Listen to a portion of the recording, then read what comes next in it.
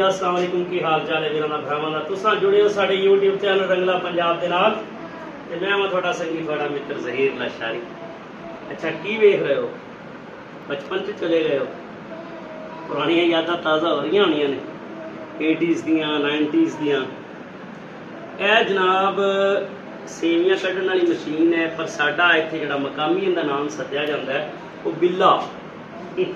मैं क्या ना बिल्ला आ गया तो शहरीदार से बात चल रहा है समझा शायद सच्ची का बिल्ला आ गया। शहरी ऑडियंस वाल वेख मेरा पुत्र जरा ए वेखो जी लम्मियां लम्मे लच्छे निकल रहे ने सवैयां ने मेरिया तो मोस्ट फेवरेट ने बड़ी डिलीशियस डिश बनती है तो गर्मियां दे स्पैशली जोहर तो बाद मैनू खाण लई बड़ा इनू खाण लई मज़ा करता है जनाब।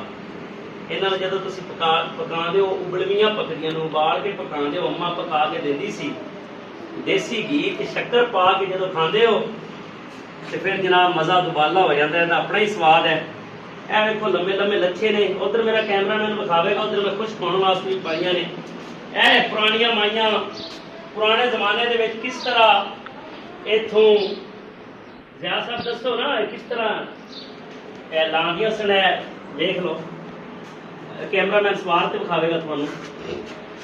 कैमरा मैन उस एंगल से जा हट के आवा पुत्र जरा पीछे हटो बेटा। हुण कैमरा मैन थानू विखावेगा सारा एंगल बड़ा खूबसूरत बन रहा है। अगे आओ जी ज़िया साहब आ जाओ पुत्र। ए वेखो जी कुछ कोल नहीं रखियां ने सवैयां। कैमरा मैन कंट्रोल कर पुत्र। ए वेखो जी अस्सलाम वालेकुम वीरो। अच्छा जी ए हो गया हम तैयार है इनू सद्दन जो लच्छा कंप्लीट हो गया हुण इनू असीं उतार के ना कुछ पाने पावन जाना है साडे नाल आ जाओ ज़िया साहब इन्हां नूं चल के उत्थे पाइए। कैमरा मैन उत्थे आ जाओ जरा साइड ते खड़े हो जाओ किवें पिछे हट जाओ पुत्र। कैमरा मैन एक तो दुख पै जी मोबाइल उधर साइड ते चले जाओ बेटा पिछे हट जाओ।